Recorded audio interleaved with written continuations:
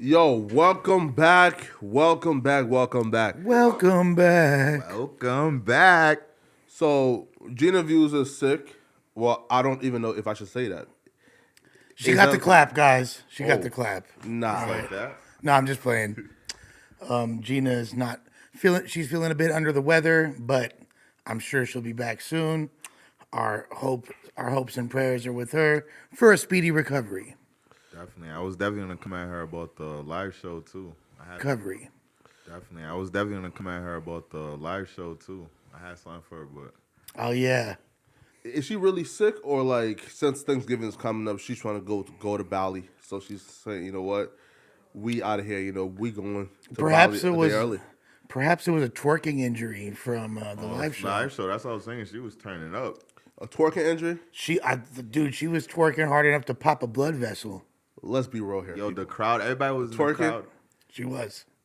Come on, bro. What are you commenting on the size of her ass? No, like Gina, like she's the homies, bro. Like I can't even imagine Gina like twerking or doing some like real like feminine, right? Feminine, you know. Well, yeah, I understand not wanting to sexualize her. However, she was tooting that thing up and throwing it back. She had it lit, though. I ain't gonna What? lie. She was turning Like up. her back or what? I mean, the ass was to the crowd. It was gyrating. And the crowd was Now, loving it.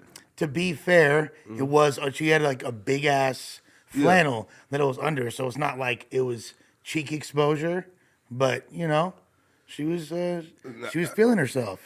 Wait, but speaking of the live show though, what was you guys' reaction to the live show? Shorty was doing the damn thing though. Oh, I thought it was great. Yeah. I pulled up, you feel me? Had a shorty with me, instantly got interrogated by Flacco.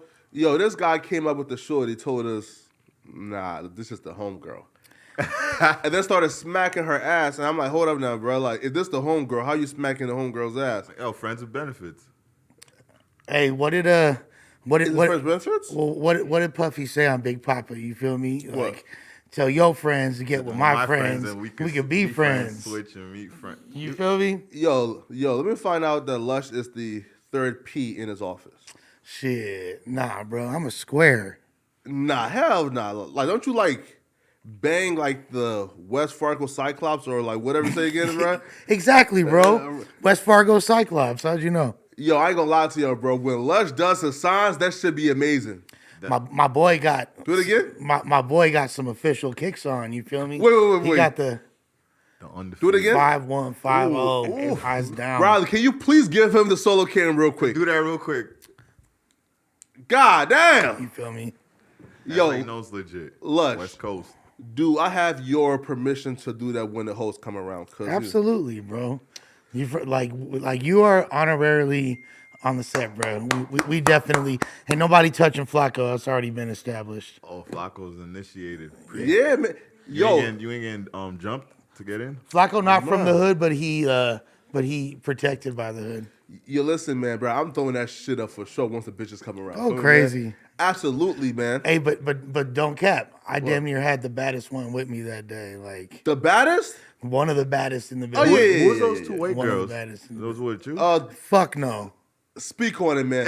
Now, listen, first they off, were twerking. Oh, house phone. They had to be house phone. no, hell no. Those my homies, so I fuck with them. Yeah, but I'm just saying, nothing, no diss to, Yeah, I love to the them. Blackout Girls. They was doing the damn thing. Oh, the Blackout, that's their name, the Blackout Girls? They was not there with me though. You feel me? Yeah. I had the young Latina thickums, but I love them. Yo, nah, cause I think they got into it with I can't even say, man, but like they got into it with some folks, man. You feel me? Like there as well, man. they had a necessary presence. They were turning up. Yo, they yo, was they adding got to the turned. vibe. Yeah. Yo, I feel like they should come to every live show, cause like without them, like the live show wouldn't be the same. Yeah, the way they came on stage, the way they were twerking, the whole crowd was like, yo! Like, I thought they were about to start stripping, I ain't gonna lie.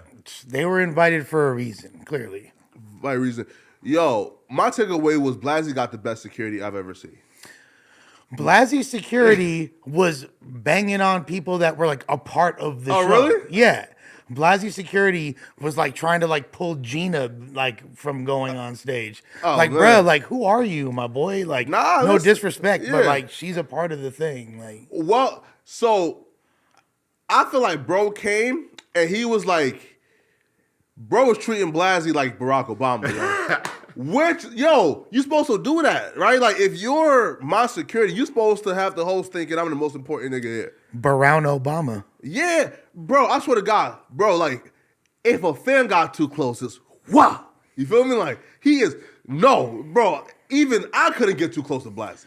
Flacco, do you understand how many, like, out of anybody at No Jumper, and just all the questions I get asked, I get approached about you the most. Me? Yeah.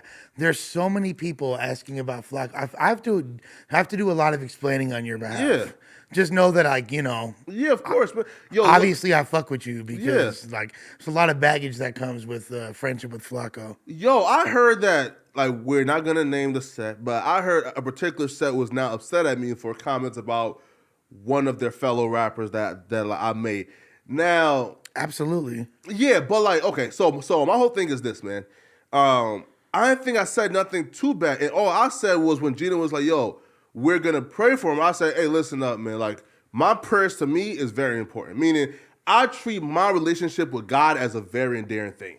So, for me to say I'm going to hop on my knees tonight and pray for somebody, I got to actually mean it. So, what I said was I'm going to save my prayers, right? But then they seen that as the ultimate disrespect because I wouldn't pray for bro to be a shark. Can we just speak on who this is? Yeah, sure. Sue Surf, you feel me? Who's a good friend of mine, by the way. And I'll go on record and say, a very nice guy. Free my brother Surf. You feel me? That Rico, they gone him crazy. Free Surf till it's backwards. You know, he's from a reputable neighborhood in New York. Very. And in Jersey. New Jersey. But that's actually a LA neighborhood. Yeah, of course. And, obviously people weren't happy about those comments. But beyond that, the entire battle rap community were incensed by that as well. Why? Because I said I wasn't going to pray for somebody? I mean, you were kind of like, you had that, it was almost like a Charleston White-esque energy, like, throw him in the prison, lock away the key, and these people that are bad for society, like, it kind of had that tone to it. I feel like that's the main difference between me and Lush is able to break things down in a way that's non-combative, that's like what's the right word for it? It's political. Yeah, right? Me is more so like, bro, I guess it's probably my limited use of the English dictionary, right? To where like I can just say things like straightforward, right? So I feel like when I was saying, I did say, yo, if he's innocent, free him. If he's guilty, keep him, right? That's my statements for everybody. Meaning if this man is being bombarded, being lied on, being railroaded by the system, which we all know the system is flawed. If he's being bombarded and railroaded by the system, then free him. But if he's guilty, I ain't finna waste my prayers, right? So like when I say that, I'm thinking, yo, that's like a happy medium to where everybody is happy, right? Because why would anybody want a criminal who get found guilty to be free?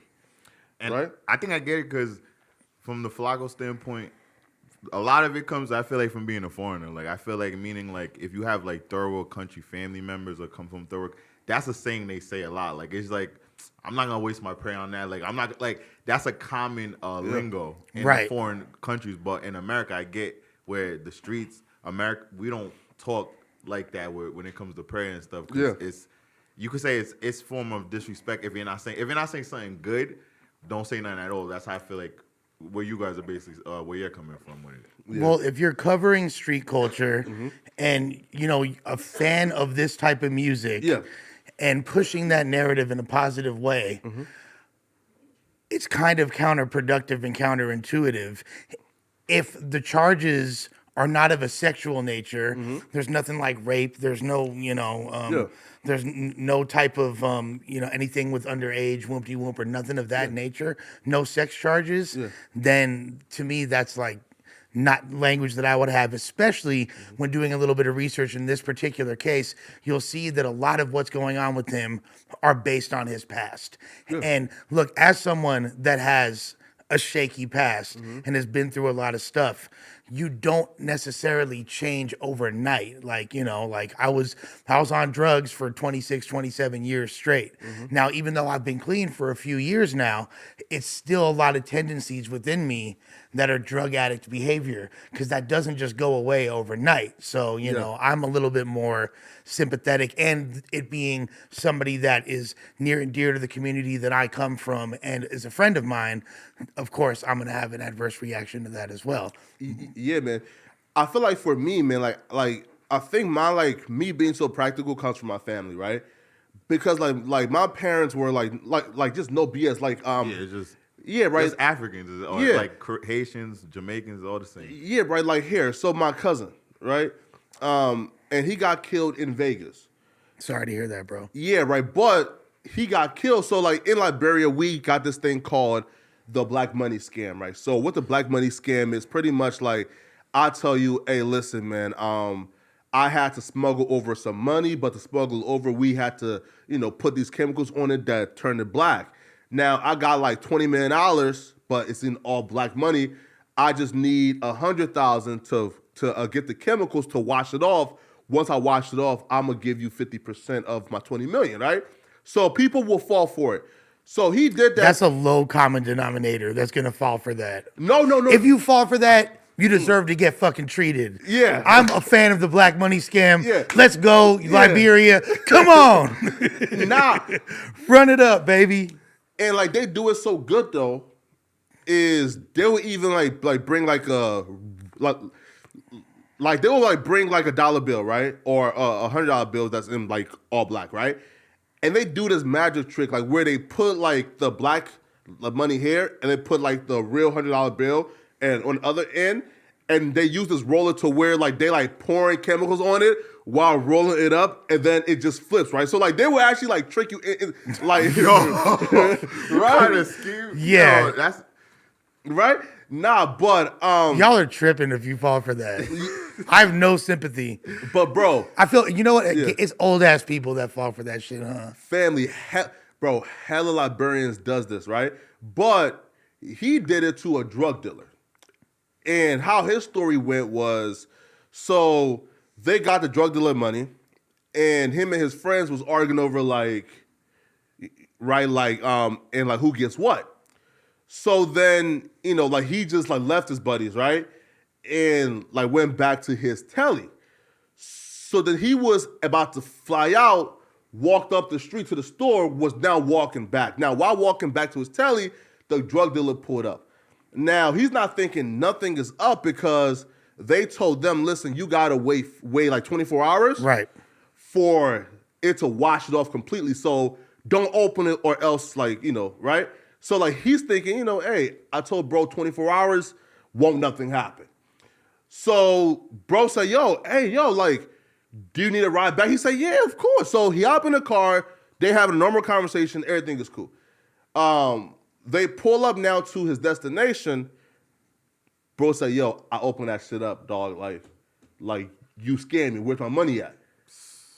My cousin tried to hop out the car and run, got shot one time. But like me being practical, yo, like you stole somebody's money, dog. Like, you feel me, right? Like, how can I shed a tear for you?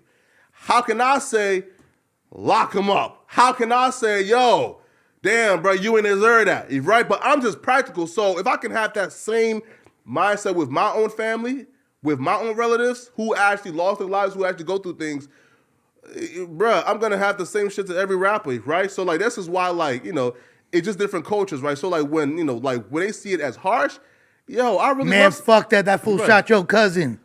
Bro, listen, That fool shot your motherfucking cousin. Nah, it's crazy because that really is two different. Like, we're like Haitians, Africans. They really will look at it. It's like, yo, we got it so tough. That if you put yourself in certain situations, that's on you. That's really how. Like, it's really that raw. Where it's like, oh, if he was a gang member and he got shot, I'm not gonna sit here, go visit him in jail. I'm not gonna go to his funeral. They really speak like that. Like foreigners. That's how. And I get how Flago comes off from people, but it's not him. I get it. But I'm from 5700 Block Clemson Street, and you feel me? You chip my cousin. Flush it up one more time, man. Come on, man. It don't matter what It's it don't matter what your cousin did. It's on. It's like, stuck. It's stuck. It's up. So It's stuck? It's stuck. So if your cousin scams somebody out of a couple $1,000s and they get dealt with, Like, you gonna say, oh, damn, my cousin ain't deserve that? Nigga, you I'm not gonna- scared. it don't matter. I'm gonna say that. My cousin, hell no. I don't care what my cousin did. You need to take his life. You chip my cousin, bro. Nah, I'm chipping you. Like, well, I don't like that. Man, right, like, so, like, when I see, like, them kind of, like, upset at me for that, it's damn, bro, right, but It's a cultural difference, but yeah, that's what it is. Let's add another dimension to this. Yeah. Now, do you remember the conversation we had with the thick baby right before? Thick baby. The thick baby, what was her name earlier? Thick baby. Oh, yeah. That was Whoopty Whoop and the Whoopty Whoop. Yeah, okay. Yeah, well, okay, we're talking about IQs. A Patreon girl that came, yes. We're talking about IQs. Yes. And I said, we're 100 talking, IQ is high. no, I said like, well, I mean, you're not retarded because your IQ's above 100. Yeah. We're talking about the Island Boys and this dude who said that the Island Boys copied his style, Yeah. right? And I was like, well, the biggest difference between you and the Island Boys is your IQ is above 100. And then Flacco was like, well, let's be real. 100 is a high IQ. And I was like, no, it's not. 100 basically means you could tie your shoes or you could fucking pat your stomach and fucking rub your head simultaneously. And then what's the Nah. highest IQ? Yeah, wait, yeah. and then Flacco's like, I took an IQ test when I was a kid because I was getting good grades, and my parents were like, shit, it's probably a result of me having an IQ. And my IQ was low as fuck. In fact, it was definitely below 100.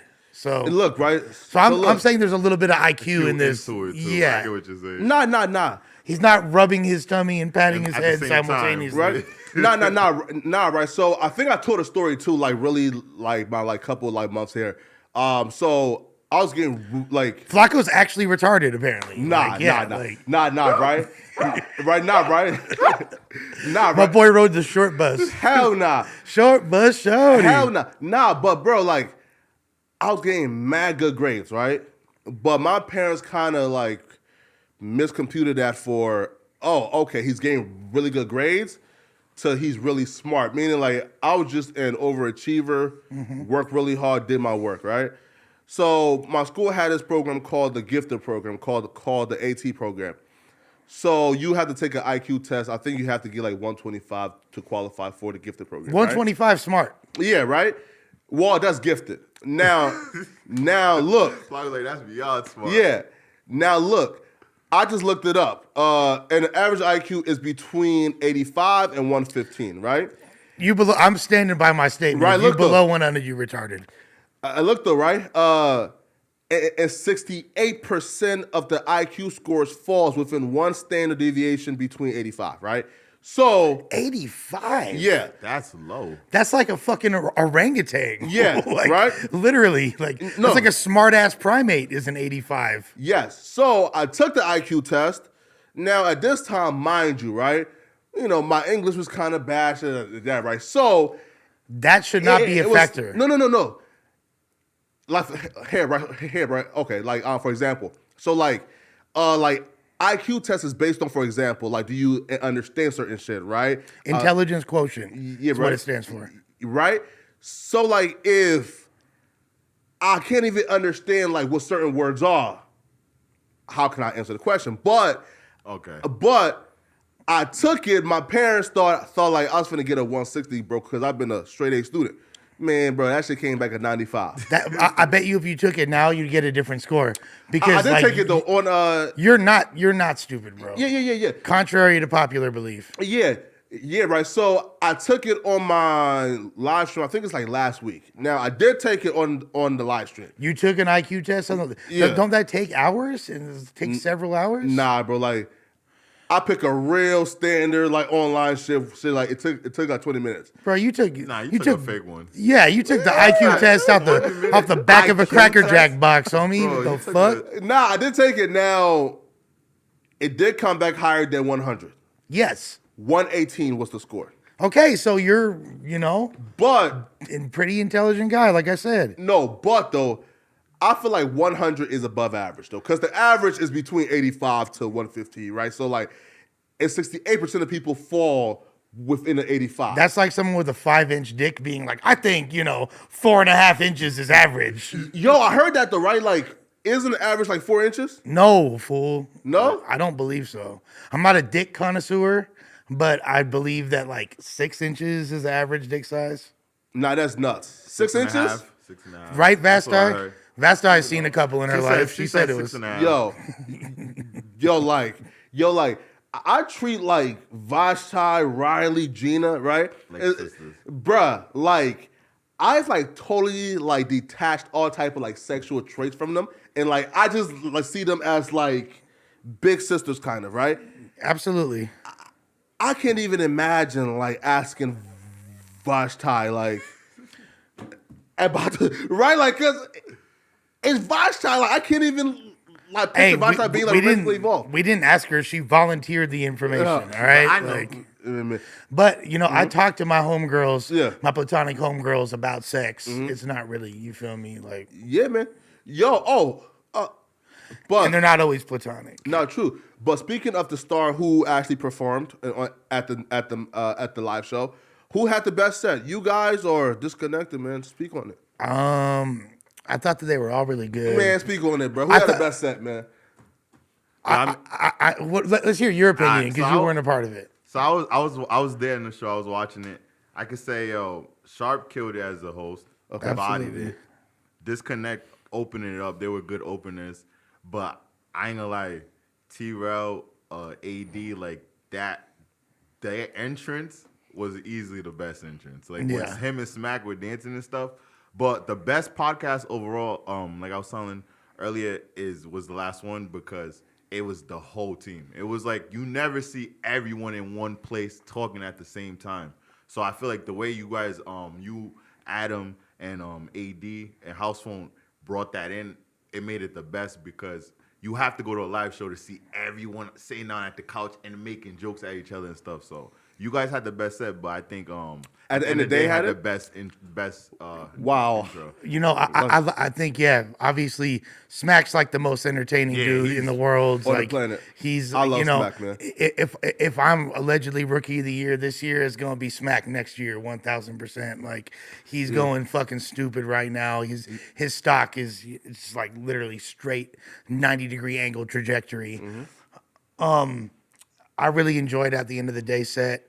But I really like Disconnected set because it was super. The chip. Yeah, it was super interactive. You know, like House Phone giving out shoes, the one chip challenge. You know, like even later in the night, Blasey giving away the doll. Like all that shit is The chip. That's why I think was dope about the No Jumper show is the fans. Like the actual audience was lit because like even having someone volunteer to eat that chip live on stage is crazy. Like some people make days of preparation for that, and I feel like switching out the shoes, it was so interactive, and the audience, I can say every Latino in there was Blasey and Duno. They were going crazy.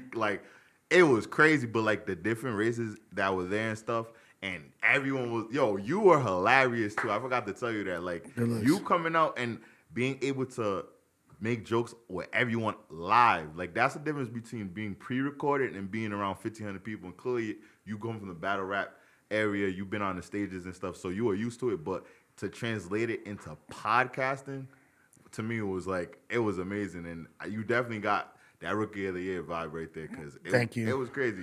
Flacco had the best outfit though. Flacco was going crazy. About that. If Flacco dressed like that every day, it would. I do though. I mean, sure, in theory. Come on, speak on it. But no, I mean, like you looked fly that night. But I will say this though, man. The hose was on me though.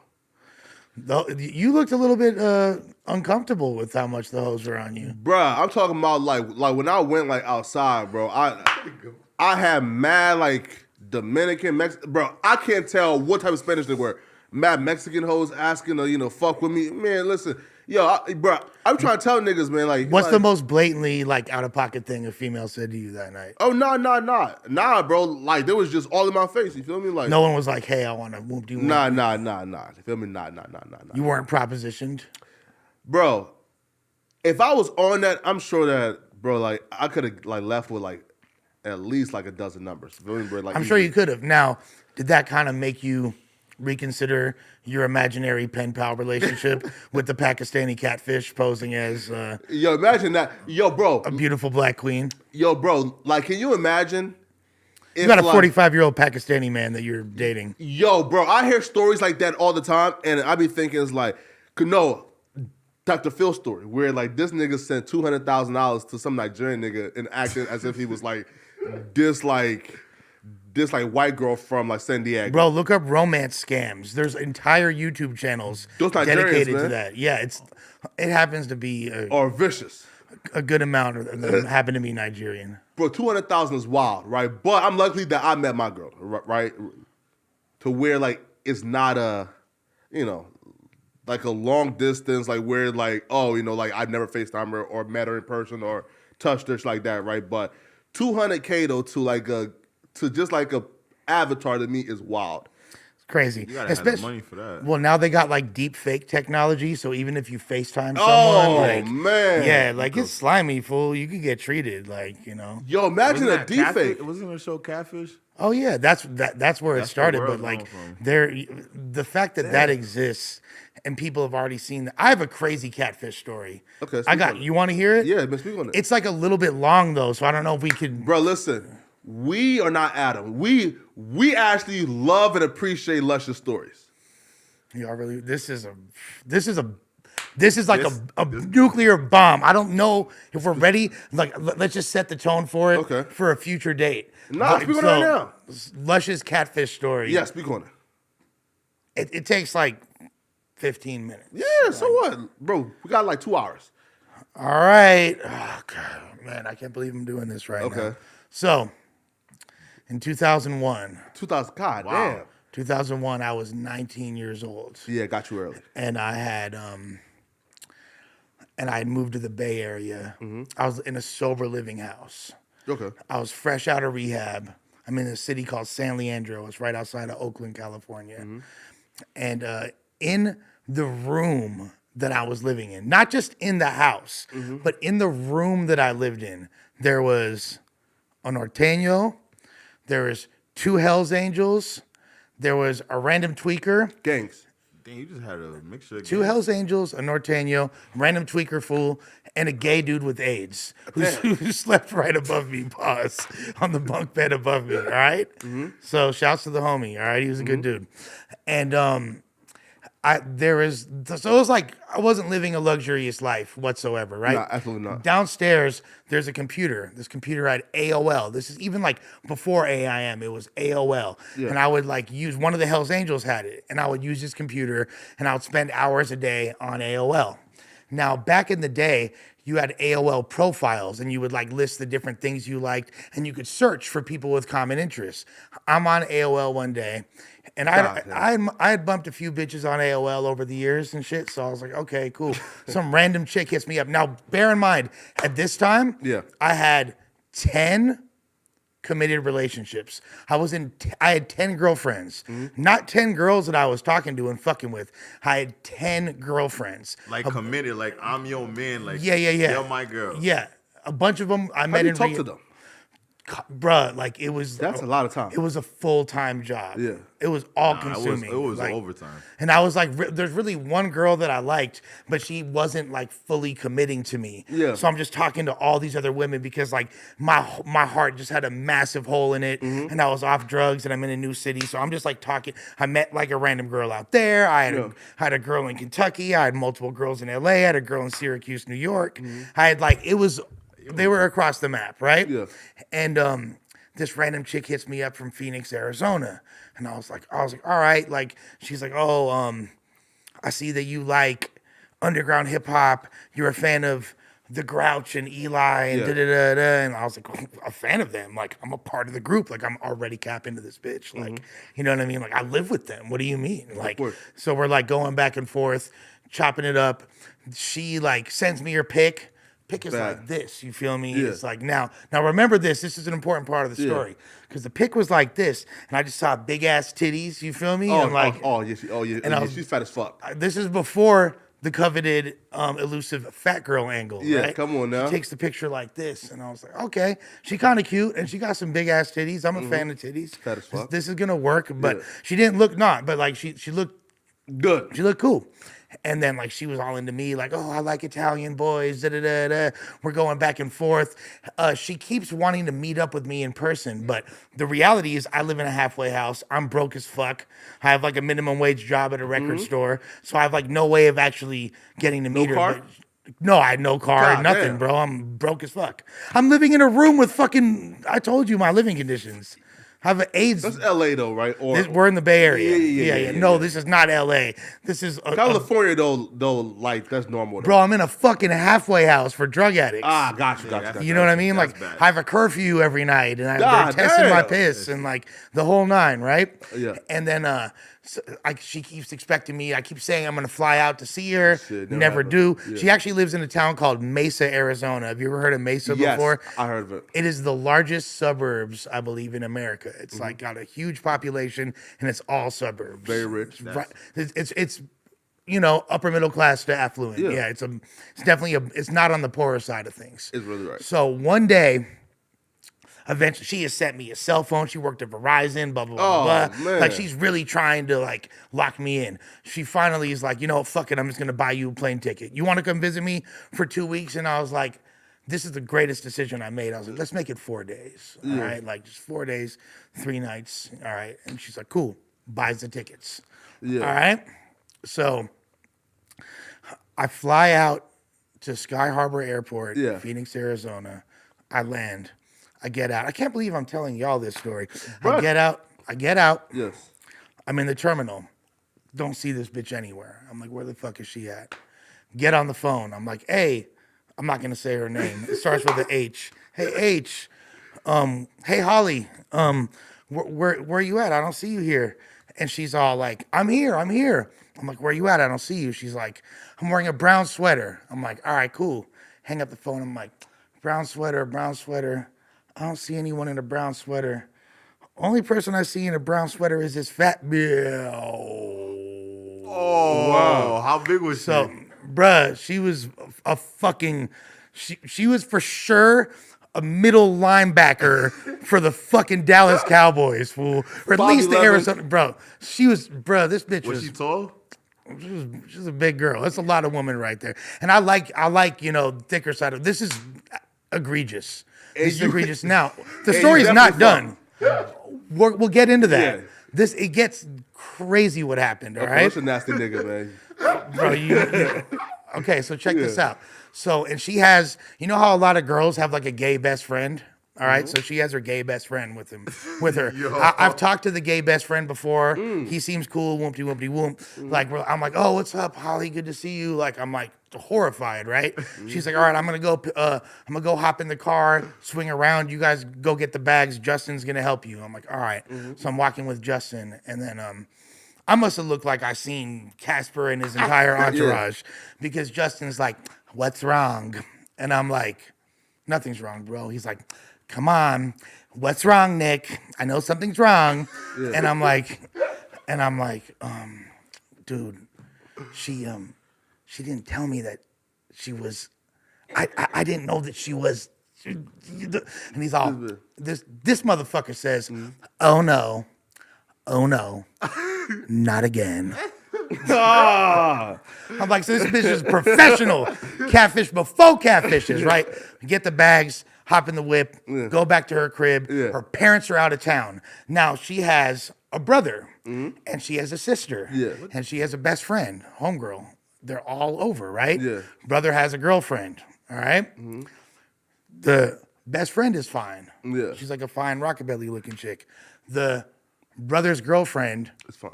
is a blonde stripper named Jenna Lynn. Bad as fuck. You feel me? Like she's like on some Chris on rock, like probably missing a tooth, but like still sexy and like They all got the bad host, and you got stuck with the ugly bitch. now, and the sister is fine too. Damn. But here's the thing about the sister. I was like, oh, your little sister. I thought it was her little sister because we're gonna go back to the IQ theory from earlier. Now the little sister was actually her older sister. God she was damn. like 25, but she was like special needs or some shit. And she had like a fucking NSYNC poster on her wall. She was like, And she was bad as fuck? She was fine, A Down right? syndrome chick? She showed Oh, me man, she's this not nigga- Down syndrome, but you feel me? There's a few chromosomes that weren't firing on all This is a cylinders. wild boy. So she's all, I'm not That's gonna. That's a wild nigga, man. I'm not gonna diagnose her, but she's like, "You want to see my room?" Like, and she had like, That's what the fuck had, like, shit out of that. listen, Autistic listen, bitch, man. all right, listen. So then, like, I'm just like traumatized at this point, right? I'm like, Yeah. I'm ready to leave already. I'm stuck here for a few days. Like, go outside in the little back area. There's like mosquito netting and all that, right? Smoking a cigarette. The stripper chick's out there with me, and she's all like, "Man, this sucks." I'm like, "Yeah, tell me about it." She's like, "My boyfriend is so fucking lame." I'm like, "Yeah, like, I mean, yeah, he does look pretty lame. I'm not gonna lie." She's like, Cop blocking. and then she's like, I'm so ready to leave this fool. I'm just so sick of him. And then I'm like, yeah, you know, like I got brought out here by this fucking fat bitch. Like, she thinks that she's my girlfriend, but like, there's no way I'm fucking with her. She's out of her damn skull, right? Then she's all like, to be honest with you, the only person that I'm feeling here is you. And I was like, huh, well, what a coinkydink. Because the only one that I'm feeling is you. And I was like, but here's the thing. She's like, well, we should whoop-de-whoop. And I'm like, no, we can't because, you know, the fat bitch and her brother. And Yeah. da-da-da-da. Now, mind you, sidebar, her and her brother were dancing very inappropriately with each other. Really? They were dancing very close. Like, she was like freaking him. What the fuck? Yeah, Yo, like that's what just kind like of Virginia? a part of the story She that white? is they're white. Yes. Okay, well, It's He's from like Virginia. all these people are white. Okay. So then we go inside. The fat chick's starting to catch wind that I'm not happy, so she's getting like irritated. Like oh my god, like what's wrong, Nikki? You don't like me? I was like no. Like I'm like kissing her to make her feel better, and then the stripper chick's like really trying to press the line. The brother's drunk as fuck and kind of incoherent at this point, and so the stripper chick's like, hey, Holly, how about I make out with you, then you make out with him, then I make out with him. Like she's trying to and I can tell Holly's getting more and more uncomfortable. I'm like, yo, this is getting kind of crazy, right? Then the stripper's like, I need a pack of cigarettes. Why don't you come to the store with me? And I'm like, fuck no, I'm not going to the store with you. Because I know what the fuck's gonna happen if I go to the store with you. Yeah. Ain't trying to get shot. No, But your exactly. issue Like is, I'm you want to get caught or okay, because like my only issue is I don't want to get caught, but I would have definitely went through with it. of course, but I don't dude, I'm in You got flown out somewhere in a random place he don't know. I feel you. yeah, I don't know if her brother is gonna you feel me? I'm in his crib. He a big ass fool, by the way, too. He for sure got me in a squabble, and I don't know what kind of fucking corn fed ass fucking cactus licking fucking redneck Arizona white boys he got over there. No, that's a fact. I'm fucking smooth, right? So then she's like, I'm like, no, I'm not going to the store with you. Then she says to her boyfriend, because he's all drunk, tell him to go to the store with me. And he's like, hey, go to the store with my girlfriend. I'm like, nah, I'm not going to. He's like, no, go to the fucking store with my fucking girlfriend. And I was like, no, bro, trust me, you don't want me to go to the store. I'm like trying to tell him without telling him, like, you do not want me to go to the store with your girl. Yeah. Then this motherfucker, he says, I'll never forget this to this day. Now, mind you, I look like a complete douchebag. Yeah. I have a fucking white visor with the pink Playboy bunny on. You feel me? What? Like, yeah. Like, I look like a fucking douchebag, right? Now, this guy says, stop being such a stuck-up LA asshole and take my girl to the fucking store. Oh man. I said, all right, bro. I'll take your girl to the store. We get in the car. Fuck the shit out of her. We're driving like this. She's like swerving. She's so fucking drunk. She like pulls over like a half a block down. Start making out. Blah, blah, blah. Titties pop out. Blah, blah, blah, blah. She's like, oh, I put your fucking dick in my mouth. Blah. So I'm like, just like pushing this bitch's head like riptide this, bitch. like a fucking like I'm Randy Savage, right? Yeah. And she's like gagging, choking all over, like damn, you're throwing up on my shit. And then she's like, no, she's like, could like slow down, like you're so aggressive, like she's Yeah. like, it kind of hurts. I was like, nah, trust me, it feels great. Trust me, right? And then this is like the most impressive thing about this girl, right? She was so psychically in tune to what's going on, the intricacies of the cock, that she knew before I was about to nut. Like I thought I'm about to nut down her throat. She literally pulls up off the dick and puts her titty right there. So I nut on her titty, and like in a Jedi mind trick, Mr. Miyagi wax on, wax off maneuver, as the cum is coming out of my dick, she already has a tissue out. She's like, she like wipes it off. Like, I don't know what kind of sorcery this bitch was on. I'm like, okay, I instantly regret what happens. Like before the nut is even like exited my balls, I'm already regretting what I did, right?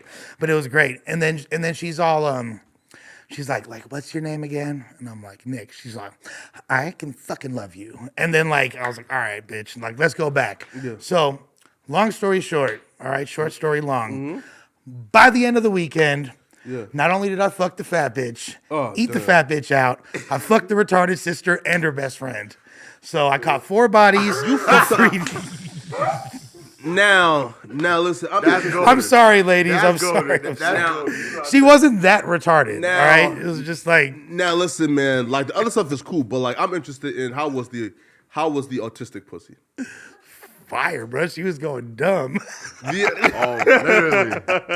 My nigga, man. Lust is a wild boy. Yo. Yeah. So that was the story affectionately known. Yeah, we could answer more questions for sure. Wait. It's called Catfish by a Fat Bitch. Okay. Let's Classic not Lush one. skip. One of my favorite stories. Right. Again, that story was amazing. That whole thing needs to get clipped. Remo.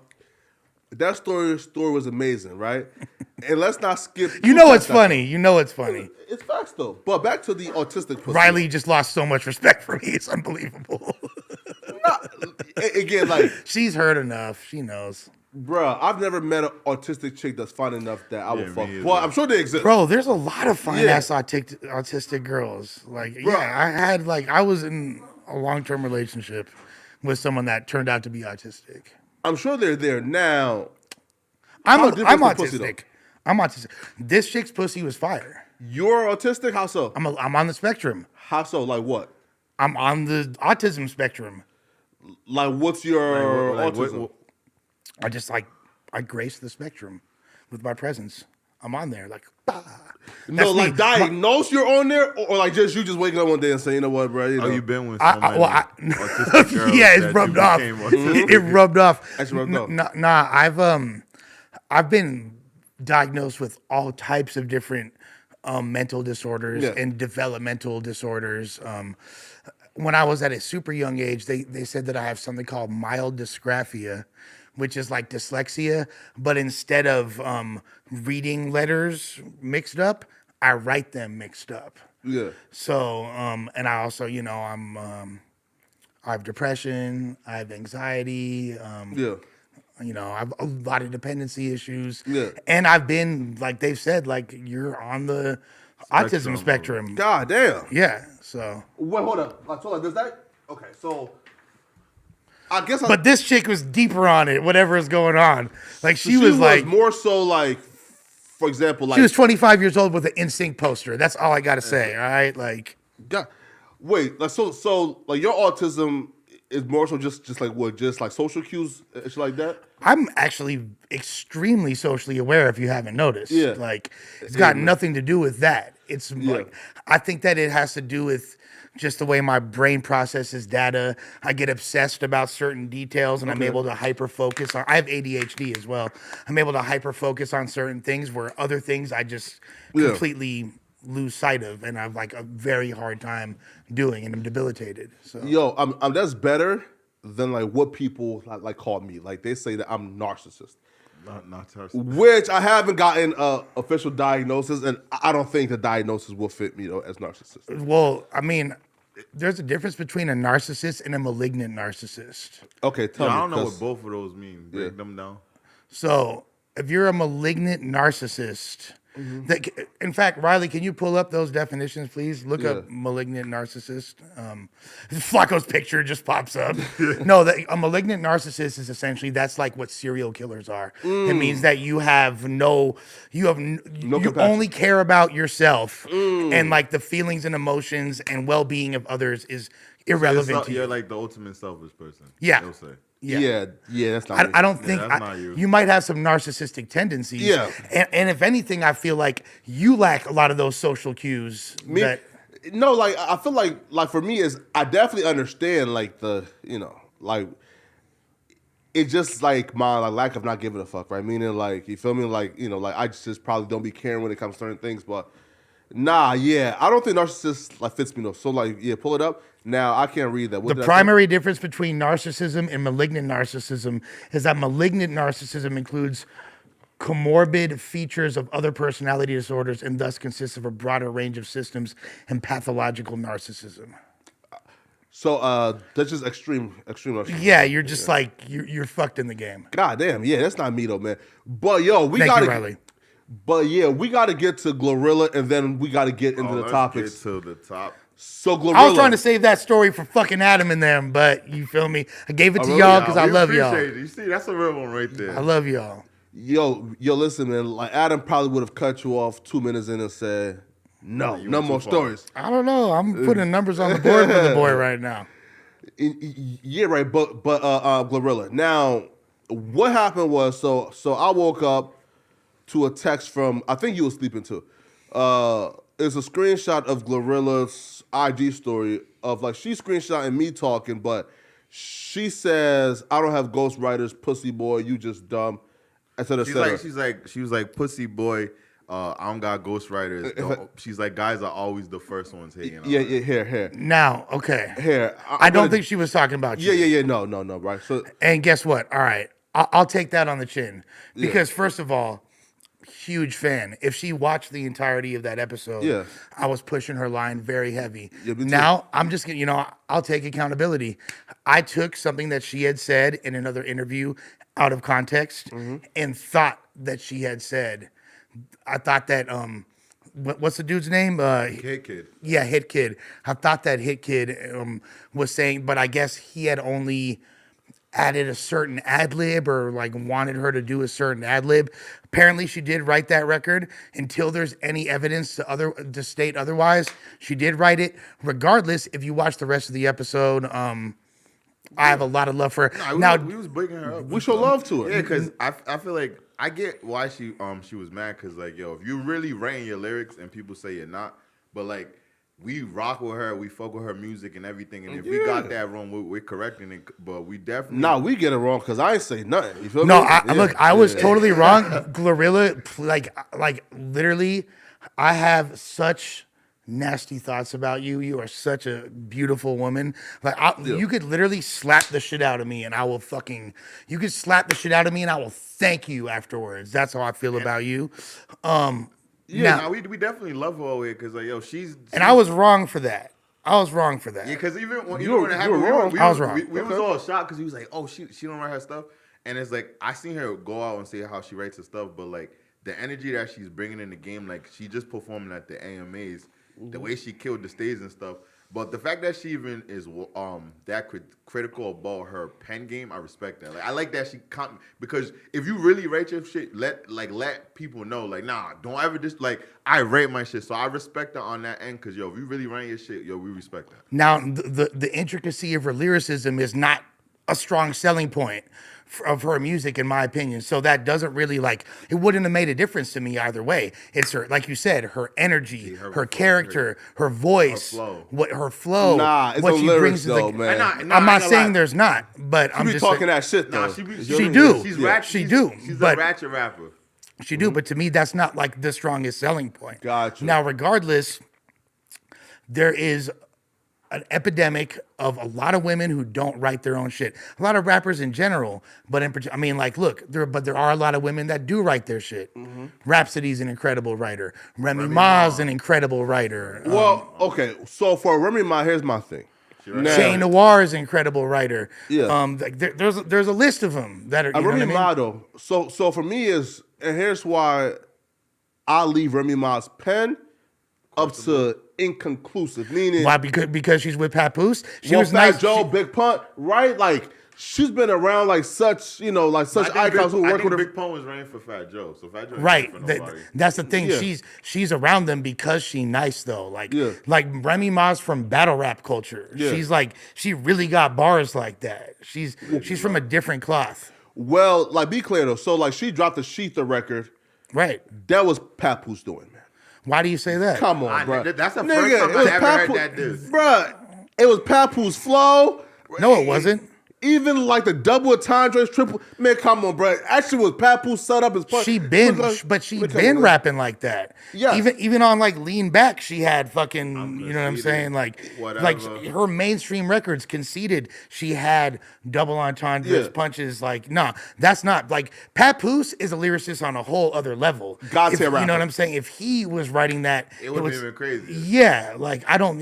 Now, do you think that maybe she ran the bars by him? I'm sure. Why not? You feel me? You're allowed to do that. Like, Are they allowed to be like, yo, I'm stuck on this bar. I need something to rhyme with it. And then let's say Papoose is like, all right, finish it off with this line. What do you consider? bro, me and the homies in the studio do that all the time. It's very common. You know what But I then mean? you consider that somebody writing your bar? No. Yes. No.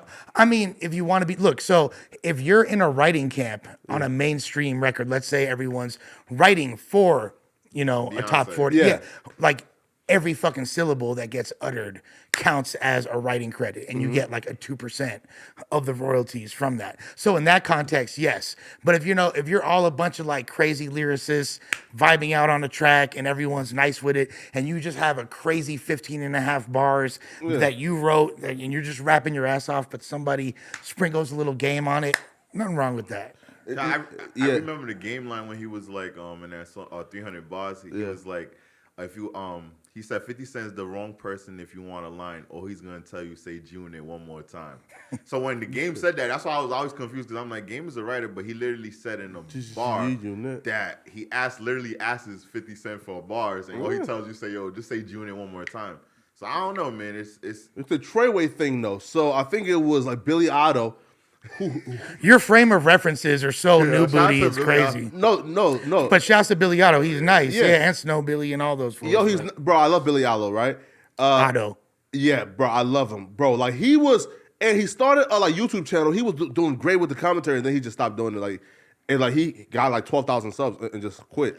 But he was in a studio with Young Thug, and he said, "Yo, yeah, bro. Like I like helped 6ix9ine and Young Thug with some bars. You feel me? Right, with like how to sculpt the track, shit like that. they had together. And like I ain't get my producer credit, my writing credit. I ain't get nothing. They just edged me out of history. So that happens a lot, It does. And look, I've been in a lot of writing camps. It's like sometimes I've gotten credit, sometimes I haven't. Wait, have the OVO camp ever invited you to a No, writing I've camp? never been a part of an OVO session. I ain't gonna Have you lie, ever been Lush. part of Will Smith? No, I've not been a part of Will Smith sessions. Lush. But some of my friends have actually. Oh, right. And are like right Will to that Smith camp? Yeah. But Lush, I ain't gonna lie to you, bro. Like Drake invites all the top tier lyricists around him to their writing camp, not for him, but for the OVO niggas. Now So keep for in him mind, not to I invite wouldn't. you- I wouldn't tell you. Yeah. I wouldn't tell you if I was, but I wasn't. Yeah, You 'cause feel me? that's Like part of the- Do you feel offended though you that sign like? non-disclosure agreements. But do you feel offended though that like he never at least extended the invite? Drake's been really good to me. Drake's been really, really good to me. I have nothing to be offended by with that man. Yo, shout out to that boy Drake, yo. Yo, have you told Drake how much I love him? No, I haven't. But Please- if please do. if it's been a while since I've spoke to Drake, but if I happen to, I promise you, I'm gonna let him know that you appreciate the Flockacita shout out. And yeah. Or do the Gina, right? To where when Gina was in the club with Wally the Sensei, she called me and I was like, This is my 03 flow. yo, he's so hard. But speaking of that though, I guess the first thing we should get into is so with let's say like the emergence of let's say Blast and others, right? Blaz. I think Big Sad is one. You feel me, right? I think Wally. Yeah, You're talking about who's got the crown in Cali right now. Yeah. So who runs the new era of West Coast music? So that's a really broad question because there's more regions within California right Coast, now that are bubbling than ever before. Yeah, of course. I mean, the Stockton scene, which we've never seen to this degree being popularized, like with EBK Backdoor, EBK, Young Jock, J-Bo, like all these different dudes, R.I.P. Slowby, Haiti Baby. There's a lot of dudes going crazy. Yeah, Slowby was hard. In Stockton. Then there's like even Central Cali, you got GB and all them dudes going stupid. Then you got Sacramento and fucking CML and Mozzie and everyone from Mozzie's camp and Shooter Gang and all that. I love Shooter Gang Coney, one of my favorite rappers in California right now. Then you got the Bay Area, which has always been on fire, but right now there's like so much talent coming out of the Bay Area. You got your boy from SOB, you got All Black. There's so many different fools. Then of course there's even random places like Bakersfield and the IE's got R3 the Chili Man and all that, and Fat Loke and all these fools. And you got San Diego, and then of course Los Angeles, which has the dudes you mentioned. But to me right now, what I hear in the hood being played the most in LA right now, Blue Bucks Clan. Yeah, Blue Bucks Clan. Hands down, and G Perico. Oh yeah, shout out to G Perico too. How about Baby Stone Gorillas? Baby Stone Gorillas right up there too. And Blast. Blast is right up there. As an R&B artist, he's definitely. Yeah. I mean, Blast is like number one in the city, but it's kind of like it's kind of a different vibe with Blast and Bino too. You know what I'm saying? Yeah. Blast and Bino for sure. But like, it's crazy because LA suffered some insane losses going back to Nipsey. Then Greedo gets locked up, and then Draco. So it's like these are the three biggest stars, pretty much, got taken out the game for at least. Hopefully Greedo will be back soon. Wait, so I'll be real with y'all, man. In terms of like that, like when like we say who's leading, then all the Hoover dudes too. You feel me? Yeah, Jap 5 and Treyway and all them. Jap 5 locked up though. Yeah, they both locked up. They both locked up. Speaking of but there's Treyway, other fools over there like Threat. There's a whole bunch of dope fools from that section. Speaking of Treyway, I just came across this guy, man. Let me just, bro, this is the most disrespectful diss track I've ever seen, and like he's from like Vallejo, California. Vallejo, bruh. You like that, Riley? Let me just first hold up now. Here, let me just find this nigga name. There's a lot of like people don't know about the Bay Area drill scene. There's like I a never whole even heard that. Yeah, like there's fools making Mo bands. There's some disrespectful records coming out the Bay right now. Listen. There's a dude in Oakland named Choppa Tink, and like, oh man, who? These fools. Choppa Tink is his name. There's it's ugly in the Bay right now for diss songs and here. So this is a guy called Mo Bands. Now his name is Mo Bands. I think Treyway, right? But bro, this dude dropped a song called Shred K Part 1, right? And the cover art for this song called Shred K Part 1 was the op's dead body in his casket. With a line that says, listen, right? With a line, right, which we're like, and he's writing it from the op's like perspective, where the dead op is telling his homies, yo, man, don't fuck with no Mo Bands, bro. He's writing from the perspective of the dead person. This shit is the most disrespectful I don't even know how rap can go this far. It's crazy because there's so much creativity put into a concept like that, but in such a misguided, fucked up way. He's a hard rapper though. Like he's a super dope rapper. It's like he don't need to do that to really shine, bro. Because bro's a great rapper. Like got the voice and everything, bro. Like he don't need to go that far, right? Which I'm like, yeah. So like check that. Well, don't check it out, but check out Mo Bands. That nigga is different. This era in rap is easily the most disrespectful I think like it's ever been. But I don't even think that's the most disrespectful diss. I don't know if you guys heard of Naughty Bop. Oh yeah. Yeah. The naughty to me that got to be the most disrespectful diss because the dance is reenacting him actually how he died. Yeah. But the thing that is crazy is a TikTok dance now. So you have a bunch of people that have no clue what they're doing. Yeah. It's so catchy though. Yeah, I be catching myself too not to do it. Like it's catchy as fuck. I wouldn't even recommend. People are getting killed doing like. Bro, it's people are catchy getting, as fuck. Don't do it, Flacco. No. I wouldn't do it, but it's catchy as a motherfucker. Nah, it is, but it's just like, yo, if the game is getting that disrespect, like how more disrespectful could you get than that? And to be honest, it's just an extension of like to this day people talking about Tuka, which is crazy. Yeah. You know, let's put it in perspective, dude. That's Tuka a was fucking 14. that's a 15-year-old kid, 15. bro. The Naughty Bob's a 14-year-old. That's what I'm saying, bro. They're Like some that's, babies. It's not that's even like that's not cool, bro. Like I want no parts of that. But I understand, like it's a whole different lifestyle. It's like child soldiers. Like, yeah. All the It's countries just literally out here and stuff. it's really and like look, we all thought Who I Smoke was hilarious and super tight, but that's a fucking morbid ass song even. But as far as California talent, there's other guys too, like in the Bay. There's and Sac like DB Bowdabag, Mac J. Who's There's your a one, lot of. Who leads the current era? So I don't feel like there is one. Nah, here. Blast to me definitely is heads and shoulders above everybody in terms of like success, like the production, like how polished he is. I feel like he's head and shoulders above everybody. Now, if I were to assume who's going to be, I guess, the forefront in 2 or 3 years, I'll probably go with 2 people, Wally the Sensei or Rembo. So here's the thing about Rembo. He is hard. So Rembo, according to Spotify in 2021, was my most listened to artist. He goes stupid. I love Rembo. I thought he brought his momentum has been greatly slowed. No, it's been slowed down right now. It's slowed down ever since he fell out with Stink Team, and like there's been his output's been far more sporadic, less consistent. Often, But the like, only thing I was saying, that meaning like on the East Coast, like I think we're late, so people are starting to get into it more. That's good. That's interesting. Yeah, and he's dope as fuck as an artist. He's one of my favorites, and he's still appeared on some ill records recently. Like, so he's got it, but we need to see a little bit more consistency for him to be in that, because he's not even in the conversation right now. How do y'all feel? Well, no, hey, right. So last year though, in terms of numbers though, like these niggas wasn't fucking with him. Last year, yeah, but then like look how consistent Ralphie's been all year this year, He's been dropping and since Drake. Rembo hasn't. But that run though, that like, and he had last year, bro. Like where like he got songs with 50 million views, bro. Like shit like that.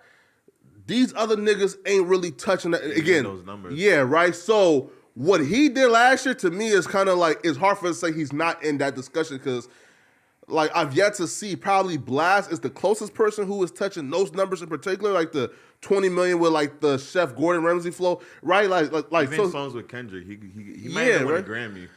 Anybody that does a song with Kendrick probably gonna win a Blast Grammy. is amazing, and So he definitely. And the thing about Blast is his music transcends the local bounce. Now the biggest problem, I love LA music. I love our local California music, but it's very limited in the sonic palette. It doesn't really have a bounce that translates to other regions. You listen to like Memphis music goes in every single fucking region. You know what I mean? Like there's a lot of shit though from. So you think it's the production? It's I feel like the production, and I'm not talking bad about the producers because we have incredible producers out here, but I feel like the type of beat and the type of bounce that rappers are choosing to slide on is somewhat limited and very regional, to the point where unless that sound happens to take fire and influence the rest of the country, it's very limited. The last time I feel like LA sound was everywhere was the DJ Mustard YG era, like that 2014 to like 2016, that Mustard beat. That's where the West Coast, like the sound was everywhere, like it was dominating. But I feel like with the change of it, do you feel like that's the reason why Rolling Loud doesn't have LA headliners? I don't think at this point. Here's the thing, and Gina and I were talking about this, right? She was like, they don't fuck with us. talking about like the rest of the country and talking about Rolling Loud. And I said, we don't fuck with us.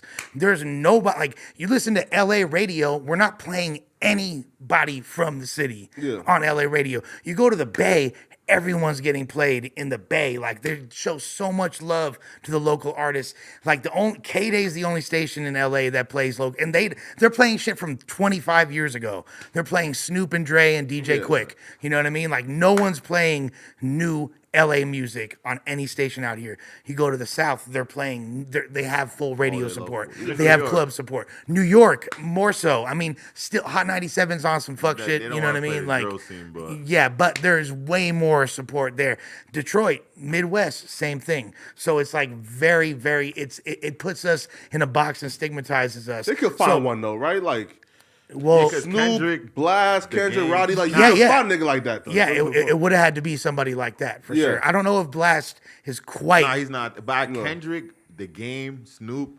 Not Game, Game. They had 50 Cent. YG, headline New York. Oh, YG, yeah. I just feel like, but can YG headline though? Yes, like in LA, absolutely. In LA, absolutely, because bro. 50 Cent headline the Rolling Down in New York, but 50 Cent can't headline like a lot of in the United States concerts. You know what I'm saying?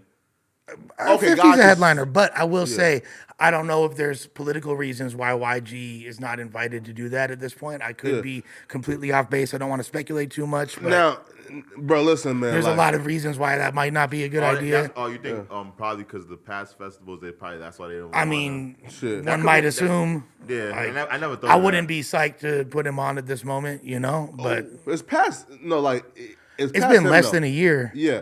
Well, that right, but it also too is like, I think Rolling Loud probably like did this shit like begrudgingly, meaning like they probably were just gonna like cancel LA altogether. You feel me, right, and just go somewhere else. No, I mean they would never do that because LA, regardless of the strength of the local scene, we're the second biggest market in the country. Of course, you know what I mean. You can't skip LA. It's too much money. It's non-negotiable. We have more fans, more money, more people. Like you can't skip the Southland. It's ridiculous. Man, right here, right. So here. So I think I said Blast, and you said who again? Wrap this up. I really, and look, this might be. You think Tiger? Come on, bro. Please. No. Please, come on, Tiger. No. Come on. At this point, I mean, could he be a headliner in LA? Possibly, but that wouldn't necessarily be putting our best foot, especially on the heels of I Caramba. That's like the most recent taste people have in their mouths of him. Man. I'll say this, and not look. I definitely don't want to undermine the Chicano rap scene in LA. There's a lot of dudes out here, you know, a lot of fire Mexican artists killing shit. So shouts, you know, Free Money Sign Suede. Who's leading shouts the new to all era? them. Now, who overall? Yeah, who's your overall? Yeah, who's your? I'm gonna say.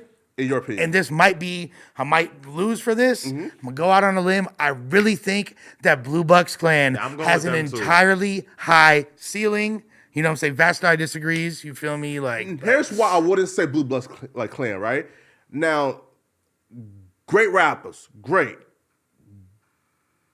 But with that like rapidy rap shit, like again, rapidy rap. You were fucking raised by TikTok if you think that's rapidy rap. Yeah, right. No, yeah, exactly. Exactly. You think it's like Benny and Conway, bro. Like, no, right? like, but this is the same guy. Rap. This is the same guy that said CJ has bars like Freddie Gibbs. So CJ, you were here. Yeah. The old CJ, bro. Yes, so the old CJ is equal to Freddie Gibbs. No, well, again, Freddie Gibbs is hard, but CJ had bars, right? No, I question your analytical ability, bro, when it comes to lyricism. Right? Not facts, right? But I don't see, again, I love Blue Bucks, right? But I guess I don't see now that they get the Drake co-sign as well. But like, I guess I don't see them though. Like just being like, what hit do you expect them? You know, like, can they drop a hit that can take over the summer? Like, go down south and take over that shit. That's what I was about to say. The reason why I picked don't see it. The reason why I picked them, their sound is probably the sound that is the most universal. Yes, I feel like you could. Blast this.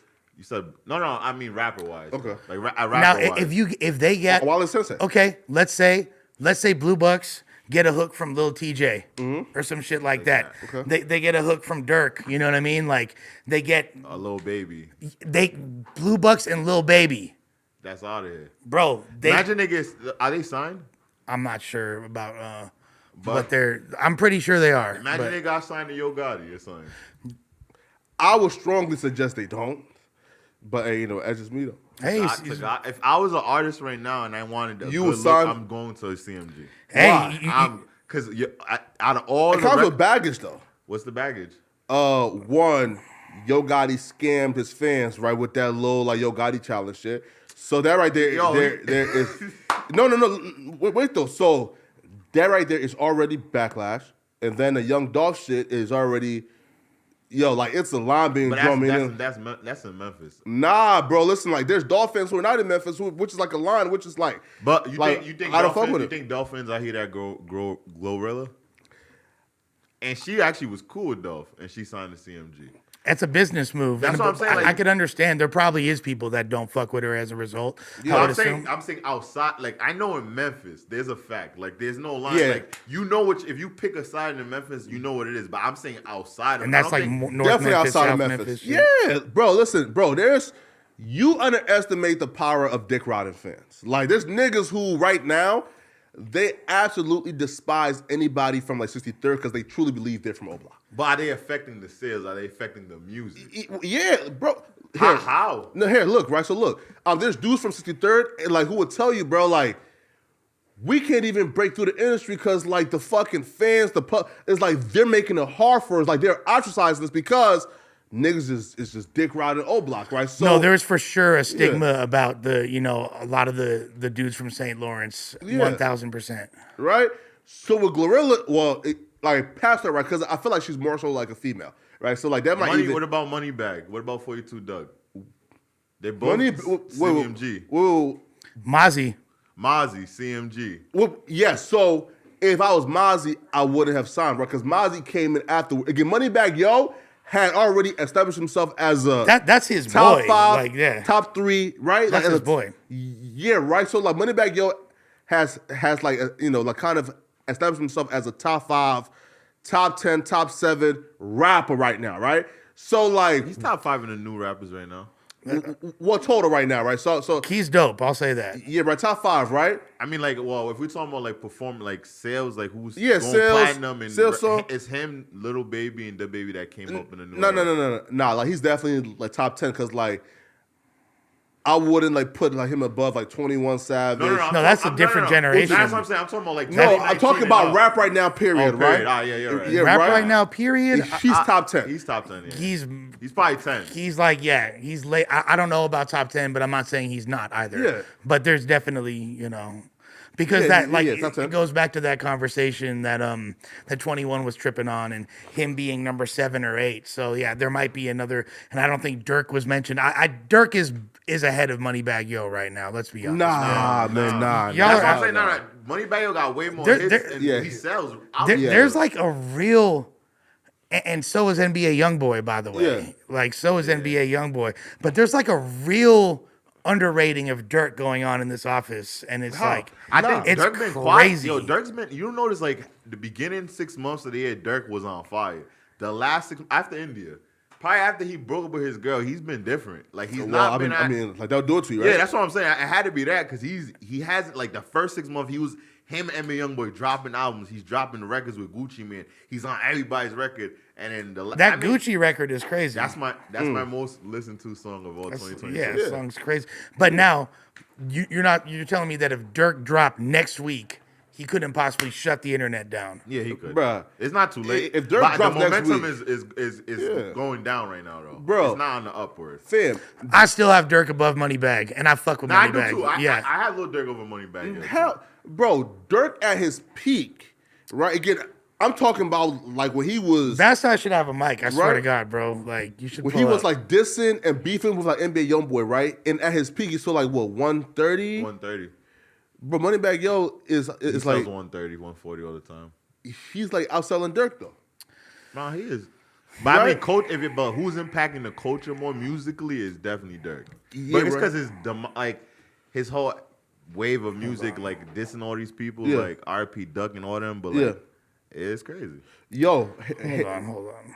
yo, in here, right? But past that though, but like past that though, right? So let's talk about Roddy Ricch. So Okay, first of all, fuck all of y'all. What's up? Lil Durk, 19 million monthly listeners on Spotify. How about Moneybagg Moneybagg Yo, 10 million. Fuck everyone in this room, all right? Like, Yeah, except for Moneybagg Riley. Yo All hasn't right? dropped recently though, right? Nah, dude, fuck that. Neither is Dirk. And how? No, What you Dirk mean? dropped this You guys are on some Nah, he bullshit. dropped the album this year. Yeah, You guys are on some right? bullshit. Not.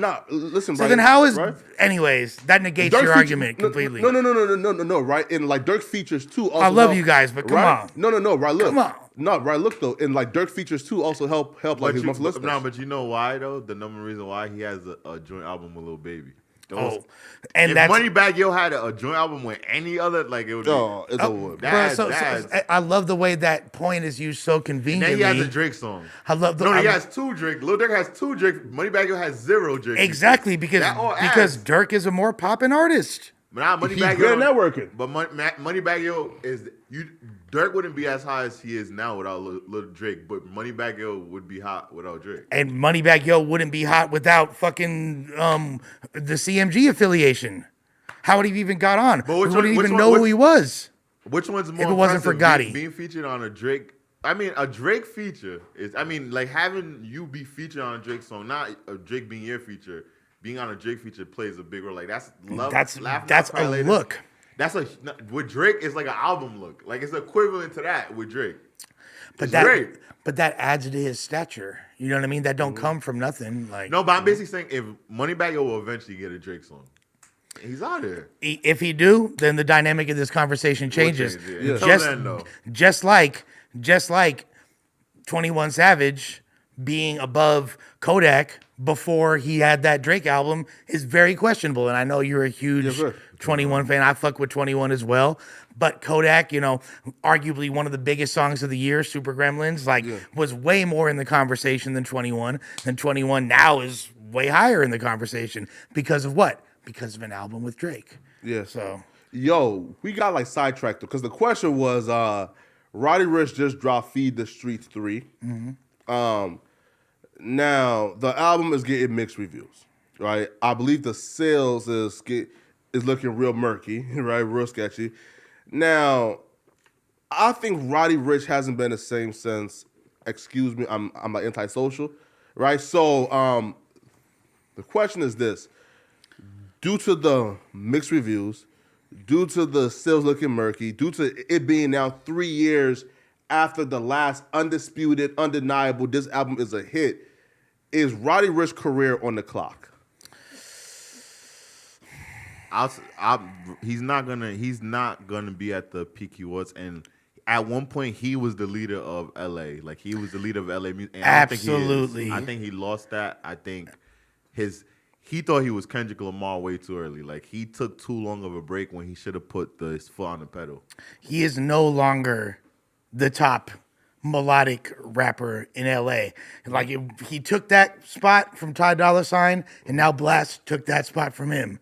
He was the go-to hooksmith for not only Los Angeles, Yeah, but everybody. on a national level. He was on, and let's go back to before he blew up when he was getting those early beats from London. You know what I mean? Like that Die Young song. Like Meek. Amazing. Die Young was probably, I don't know if that was 2019 or 20. I think it was That's 2000. Yeah. 2019. I want to say that was my favorite record of that year. You know what I mean? Yeah. Amazing record. He ran that shit.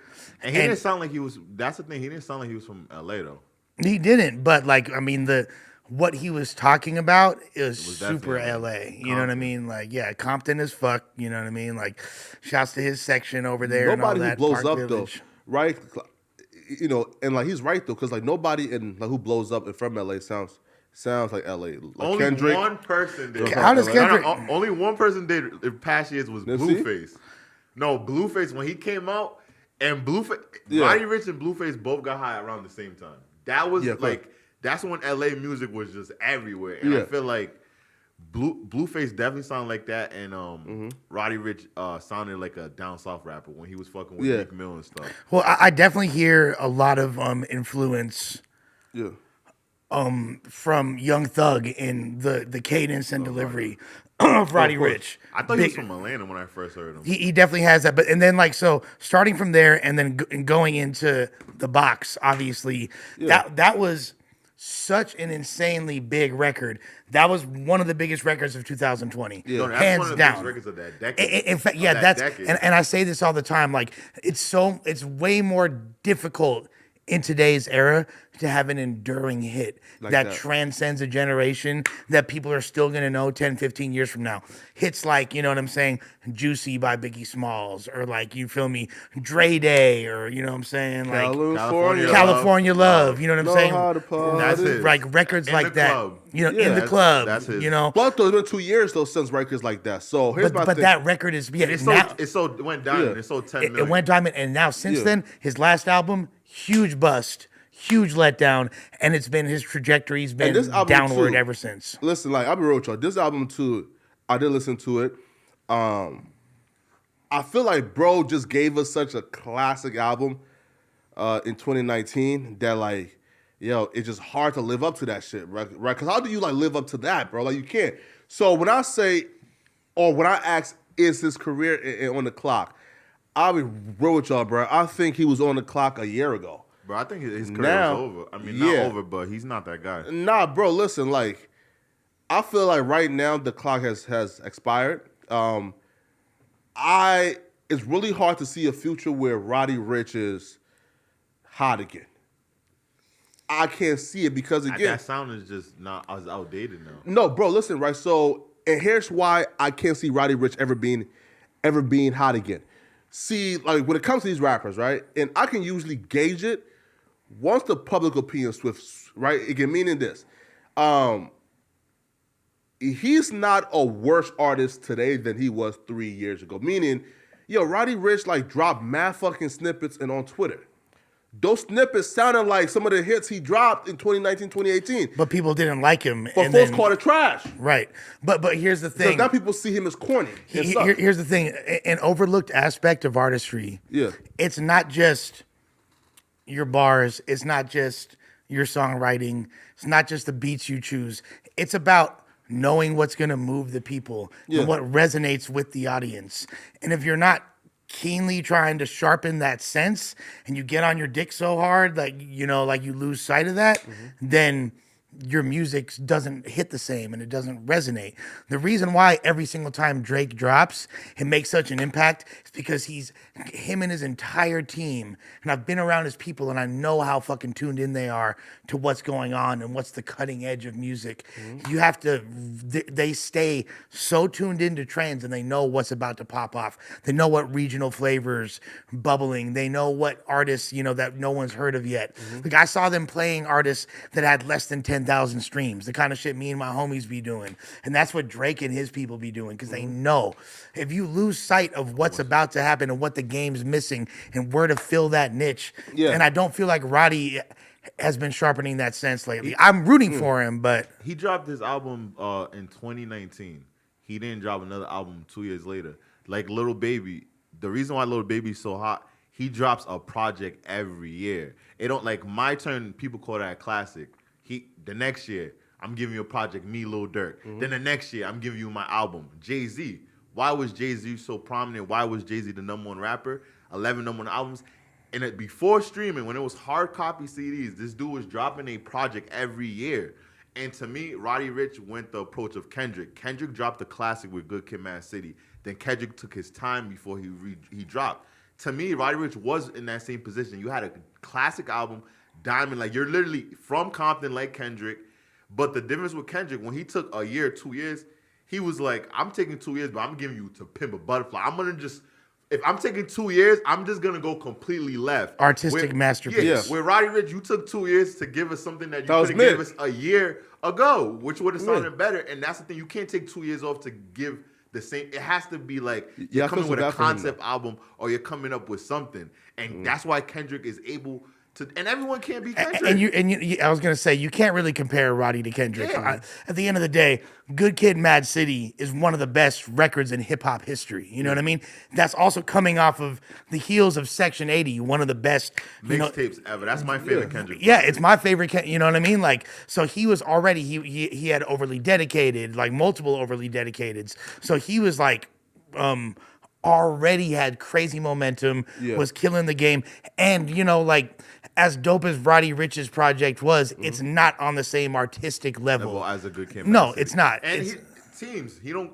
At the end of the day, Kendrick got TDE. Who is Roddy's team? Exactly. Like, who is this? No, team? wait. No, I'm not saying it bad, but who is it?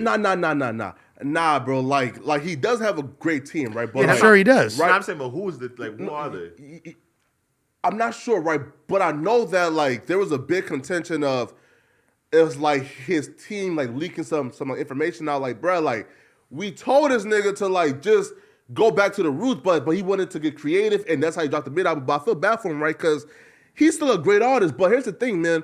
Once the public flips on you as a newer artist, it's over for you. Because Roddy Ricch is gonna keep dropping classics, right? Hot songs. But right now, it just don't feel the same. And then, bro, once the public deem you as trash, nah, bro, you can't break that, bro. Nah. Bro, even Kendrick has suffered the same fate as Roddy in 2022. Meaning, he waited 5 years to drop something. He dropped something.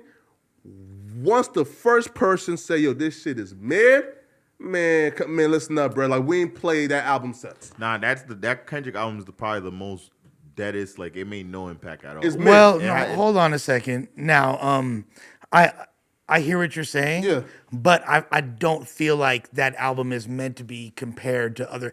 It's not like an easy listening rap album. I'm not comparing. It's supposed to be consumed in a different way. And like, I agree, it's not as impactful as his other projects, but this could be something that years down the line people look at as. I don't think like Pimp, you're saying like similar to Pimp Butterfly. The only reason why I can't take that from Kendrick because with Mr. Morales, it's cool if he was going that approach. My issue is 6 or 5 months prior, he hopped on a Baby Keem song and literally was like smoking on your top 5 tune. He was claiming like, yo, I'm coming back. All your top, like he was talking reckless. That Baby Keem record is better than this whole album. Yeah, too. And that's the problem I have is like, I would have gave if you don't drop a record saying I'm smoking on, like when you say that, you know who you're taking shots at. Whoever is hot at the moment or whoever we think is top 5 to drop Mr. Morales. And to me, it's like you can't pump fake the game like that. Where it's like you should just never said that. Because the whole time I'm thinking Kendrick, this album, he's stating how he's top 5. Where this album was meant to help people that are going through certain issues, which I respect. But the promotion, the way you was laying it out for us, was not like that. And that's the issue I have with it. Yeah. I guarantee you, and I know this isn't fair to even say, but I guarantee you, Kendrick has shelved so many records that could easily have put him in that conversation right now. Why? I just want to know why. But nah, wait though. But nah, I don't think that's true though, man. Bro, if you wait 5 years, you're coming with your hottest shit. Now, I personally feel like, and here's why I was really put off by the album, because one, like you wearing like the Jesus crown and overseas, all right, cool, you feel me? That just shows me an inflated sense of ego. Cool, you a rapper, you supposed to do that, I bet. You made me wait 5 years for some music, all right, cool. And then the first visual you drop is a concept you stole from a white boy on TikTok. Nigga, he did not steal. Now hold on. Nigga, Hold on. He stole that shit. No, he man. did Come not. on, man. And the fact, no, you are out of your motherfucking skull. You feel me? Especially for that white boy, man. If you think you are out of your skull, if you think that Kendrick ever saw that fucking kid's video, yes, he bro, did. there's no way under any circumstance, bro. There is no way under any circumstance that Kendrick saw or was influenced by that kid's video. It's the exact same any concept, capacity. though. It's similar backgrounds, right? Like similar characters too. No, right? bro. So come on now. Bro. If Kendrick did that, I would probably respect it because that means you could pull creativity. Yeah, come on now, anywhere. Bro. So if he did do that, and then the song was trash too, right? Which made me think, wait, hold up now, bro. He's trying to do the same shit he's been doing for the last decade, which is give us a deep message, give us something that's great content, and try to trick us into thinking this song is a hot song just because it has a great message. We wasn't buying it this time around. No. I think that what he did was he made a concept album. Yeah. And it is very similar to Pimp a Butterfly. Yeah, of course. You know what I mean? And like, do I go back and listen to that album very much? No. Do I want to necessarily go out of my way to defend that album? No. But I have enough respect for Kendrick's artistic integrity and his creative approach to be like, there's something more to it than people are giving it credit for. But I'm like, but what about the culture of rap, like wanting to be the top MC, wanting to be that, like, how do you feel like he's cheating that aspect of the game? I feel like he definitely he was fighting for that number one spot, and that put him below Drake and Cole at this point. You know what I mean? The problem they're below Cole too? But the last 5 years... on some lyrical shit, as far as rapping, Cole is probably better than Drake, to be honest with you. No. Wait. No. I think just rapping ability, like Kendrick has been able... It's the Eminem shit, right? Where you rap super fast, you rap some shit that's complex as fuck. Most people don't really understand what a fucking rigor mortis, right? Like, you just say some shit that's like super deep, and you trick us into thinking that this shit is more significant than what it is. I feel like that's the majority of Kendrick's career, and this album has been, like a example of that, right? Kendrick's a lyricist, but I'm a punch. That's what I'm saying. He doesn't, but he used to. If you listen to early when Kendrick was K-Dot, you know what I mean? Like he was punching a lot. You know what I mean? Super punching. You even like a Detox freestyle. Oh no, was it Detox freestyle? Like that shit was crazy actually. Him on there's a record that J-Rock had called Mandatory from back in the day that he has a verse on where he's fucking tweaking, and he had a lot of the old black hippie shit, the UOENO remix with all of Black Hippie on it. Kendrick's verse is amazing. Ronald Reagan era. Like that's great storytelling. You know what I mean? The Heart Part 2. Duckworth to me though was like the epitome of Kendrick at his peak, right? My favorite. What's your favorite Kendrick era? Mine's Good Kid. Right? Yeah. I mean, like I said, Section 80 is my favorite record by Kendrick. Damn, that's like the throwback. Yeah. I mean, I'll say that my favorite Drake. Can he get better since then? It's not about him getting better. Yeah. It's what I feel like was his hungriest as a lyricist and as a rapper, and from a technical perspective. Gotcha. I feel like he's got a lot better at making records. I feel like Mr. Morale is not the best example of that, but I feel like Mr. Morale is a record that cannot be compared to other hip hop albums. I don't really feel like it is necessarily in the hip hop category. It's like a concept album. You have to compare it to compare it to, no. Yes, but that's different. You have to compare Mr. Morale to like Pink Floyd, The Wall. You have to compare it to, The Who, Tommy. You have to compare it to like classic records from music history, like to the Beatles, Sgt. Pepper. It's something that's like might not be necessarily digestible, but when you look at the overall artistic merit of it and what he achieved with the piece, high caliber off the charts. So it's kind of like a mixed bag in that regard. Do I slap it? No. But I never thought of it from that perspective, like, because I'm trying to compare it to like hip hop albums. You're talking about you got to compare it to like more musical. Yeah, if that way I get what you're saying. He's not like it's more like spoken word poetry than it is rapping on there. Okay, If you say break it down like that, but bro, again, and this is why, right? Like, and this is why, like, people think I hate Kendrick because of exactly what Lush just said. Is why Kendrick has been rated higher than what he really should be rated as, right? Look, if you ask like the majority of, let's say, like casual hip hop fans right now, is Kendrick Lamar a top 15 rapper of all time? They will automatically say, oh yeah, of course he is, right? But no, he's not, right? And listen, he has convinced us, you or anybody else, right, that whatever I drop, if it's mid, you're not looking at it hard enough. There's something deeper there. Nah, bro, again, like... Yeah, I kind of do hate when people... Yeah, right? Spoken word, whatever, is mid. Look, and you know what? Unfortunately, with that release and the fact that if he had just given us 2 or 3 bangers, it might have like skewed that Come conversation. But because he didn't, now he gave people like you, who are Kendrick haters, enough ammo. I love Kendrick. But I feel you though. But he did try to. That's the thing I can't give people. He did try to. He had a whole song with Kodak Black, which is dope. That's the best song on the album. Why he drop a vid like that's the one I fuck with the most. And then Rich Spirit. I think that's the other one. That was like a commercial. And he got a record. The Blast record could have went too. But let's be honest though, that he did not fucking copy that video concept. Yeah, listen. Just because somebody, like, you know how many bars that I've had in records that wind up getting used, like, not because like I'm in any writing camp or anything like but they're that. Both signed to the same parent label. Yeah, okay, but that's come on now. It probably got passed down. And what's that parent label? I think it's Universal, right? Okay, Universal Music Group. Do you understand that there's literally yeah. Like that's a conglomerate, bro. Yeah, of course. Like that's like saying, oh, we're like DJ Vlad Lush and Drake. Yeah, exactly. Lush and Drake, or DJ Vlad and No Jumper are both on YouTube. Yeah, of course. So of course. You know what I mean? No. But bro, like the coincidence, like to me, it's just too much of a coincidence, dog. Like, bro, it just looked the same. The background was the same. In the same position. Man, come on, bro. Nah, but like me personally, bro, I feel, man, like Kendrick gave all the sauce, all the hits to Keem, man. You feel me, man? Again, like, bro, listen, bro. Again, like, I think it's clear here, bro. Like, Kendrick writes for Keem, right? Yo, everyone been saying that. We know this, man.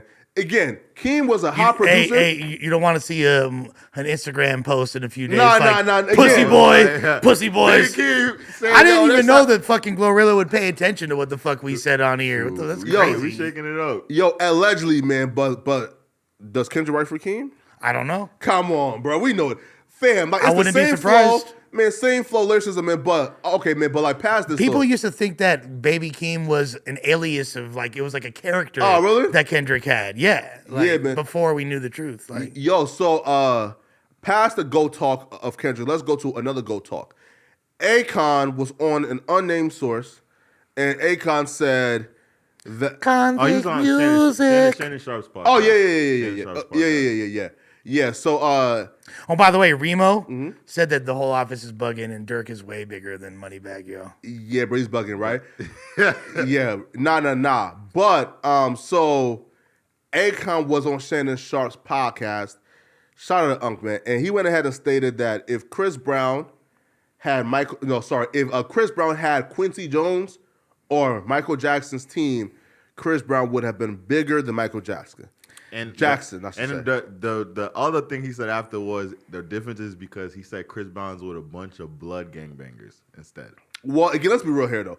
I feel like when he says that, he's talking about the contribution to the artisticness, meaning those dudes are good people, genuine dudes, but like I'm not really expecting them to come in the studio and write musical notes. You feel me? That's not what I'm right. But here's my thing. I feel like, again, Akon's a legend, man, but bro smoking crack, bro. Like to think that Chris Brown, if given, let's say, like Quincy Jones could equate to Michael Jackson, I feel like people have kind of overrated like Chris Brown, bro. Like if you rate, let's say Chris Brown's career, he has not surpassed Usher nor The Weeknd yet, right? So like, how do we just skip over Usher, skip over The Weeknd, and say he's equating to like Michael Jackson? He hasn't surpassed The Weeknd? Nah. I mean, we can. First of all, he was out years before The Weeknd. Yes. Now, hold on a second, though. Chris Brown is one of the most naturally gifted individuals to ever grace the industry. Dancing, rap, basketball, all type of shit. Everything. Yeah, of course. He literally is magic. He glides on records.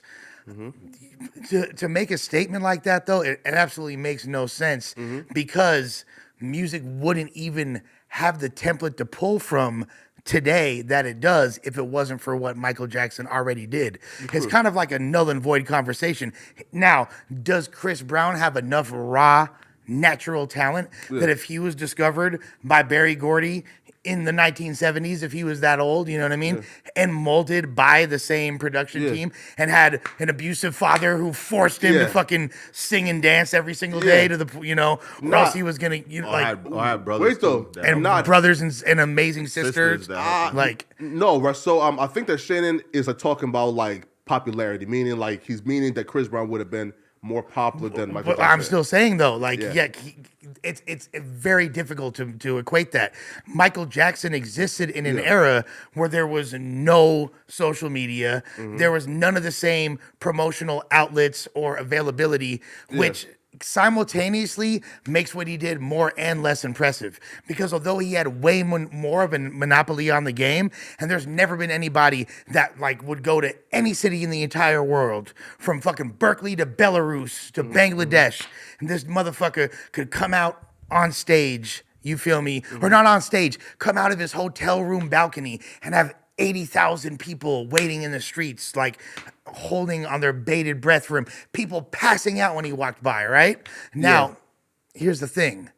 There was way less options for entertainment right now. People didn't have, they didn't have streaming services. They didn't have playlists or anything like that. You had to get your music on the radio, tapes, and vinyl, CD. You know what I'm saying? I feel you on that, but the only thing when it comes to Chris Brown is different because Chris Brown, let's say streaming came out, Spotify dropped 2012. Chris Brown dropped 2005, 2006. So he was already out 6-7 years before social media or everything went crazy. Social media was still popping though. Yeah, There's MySpace and all that. Yeah, it was like MySpace and stuff. But what I'm basically saying is like Beyonce. Some people will be like, "Yeah, what's the closest to Michael Jackson?" People will say Beyonce because she's performed and she's done certain stuff that Michael Jackson It's has Drake. done. No, not even Drake. it's definitely Drake. No, because it's like Drake can't be at that level because he can't. He's already there, though. No, he can't. He didn't. It's because of Super Bowl. I'm just trying to get straight to the Super Bowl. Drake hasn't performed at the Super Bowl. Chris Brown, Michael Jackson has performed at the Super Bowl. Chris Brown would have performed at the Super Bowl if, let's say, that Rihanna thing didn't happen. But even his affiliations with, and don't get me wrong, this is the era we're in. If these are your niggas, no matter blood, crip, whatever they are, that's your niggas. You gotta ride for them. And that's what Akon was saying. He was like, yo, I get why Chris Brown is around. This is the time period we're in. It's not like the 80s. But those reasons made it where Chris Brown can't go to certain arenas. They don't want to book him. Certain award shows, they don't want him to. Imagine if Chris Brown was able to have a full Super Bowl performance. If it would He change still wouldn't be the Michael Jackson, though. No, he wouldn't. But he popularity-wise, would be the Michael Jackson of this era. No.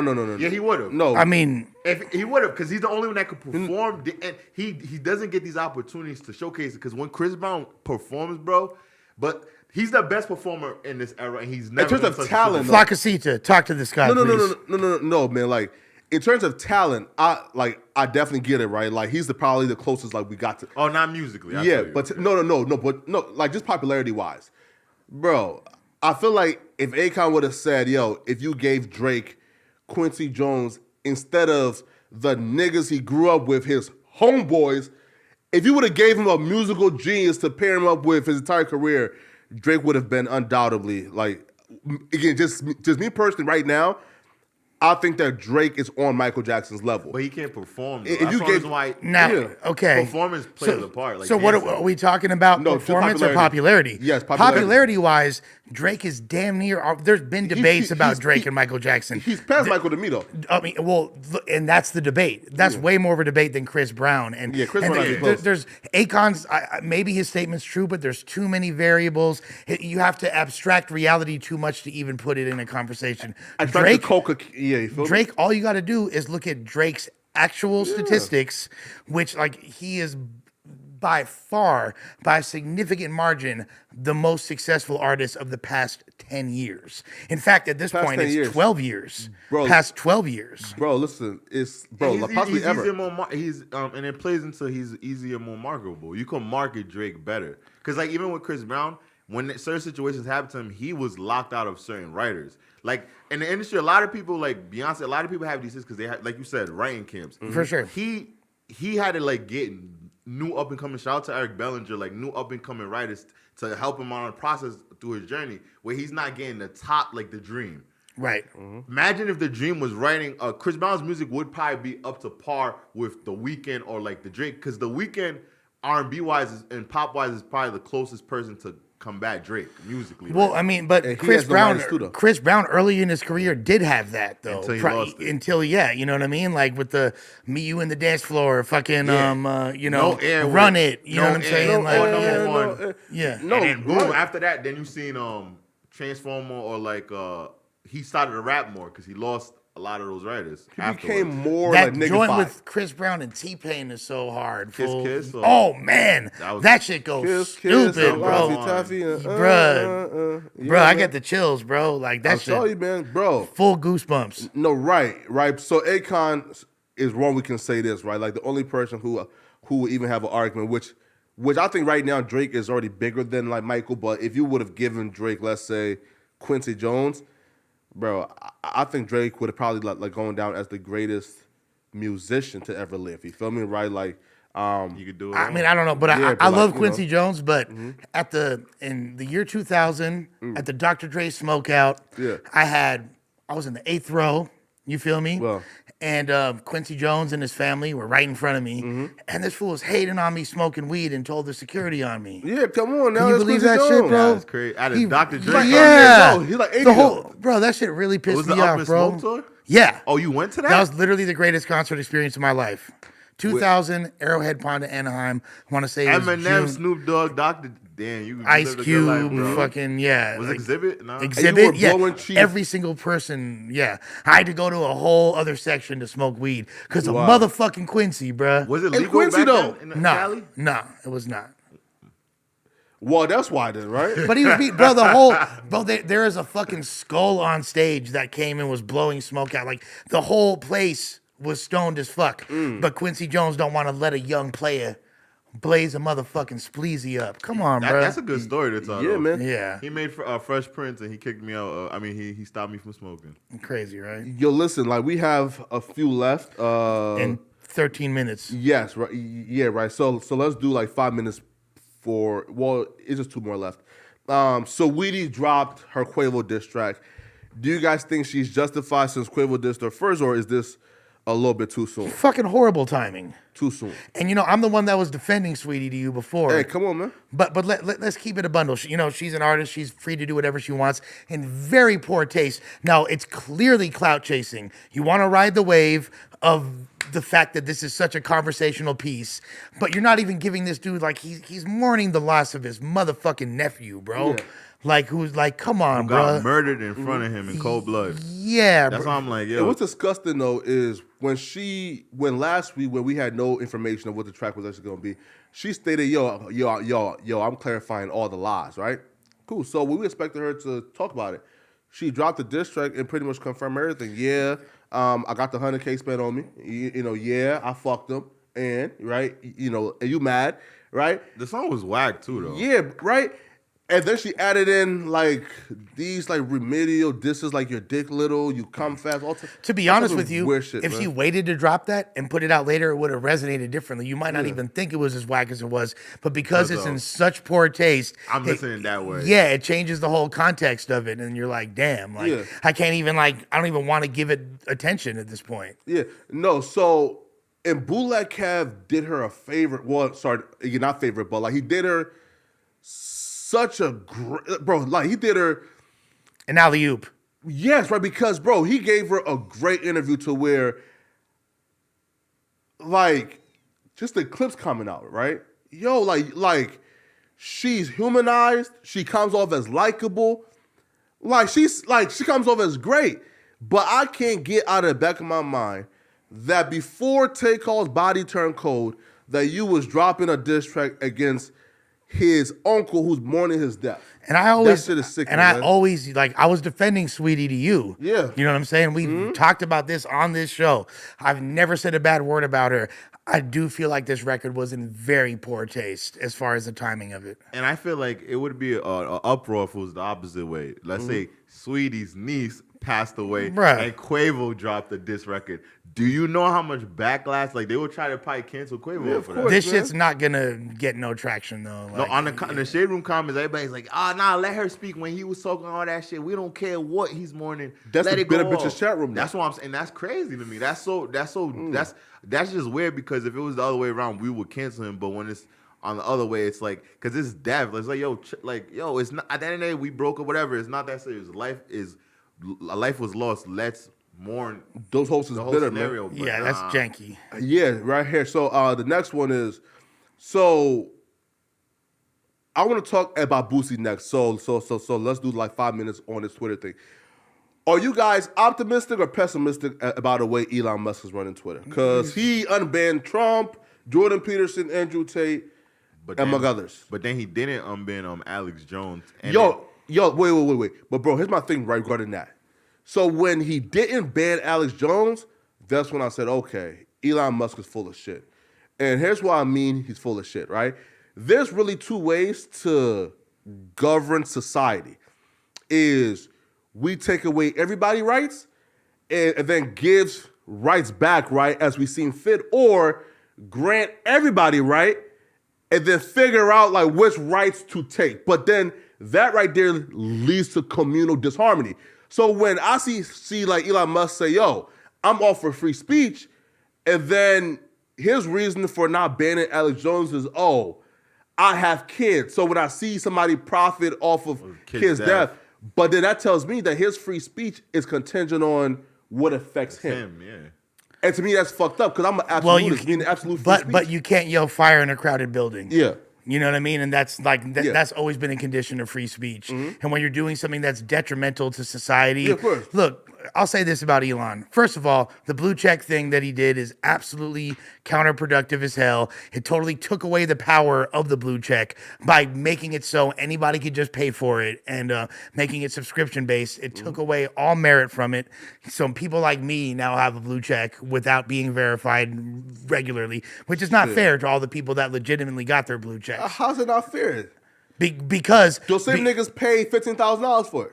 Okay, well, if you're doing that, that's a different story. But I'm talking about the people that legitimately deserve it, and which are the majority of the people that have it. Now, Elon Musk is from South Africa. He's an apartheid baby. When he makes statements talking about population control, I hear a little subtext beneath it, what he's really saying.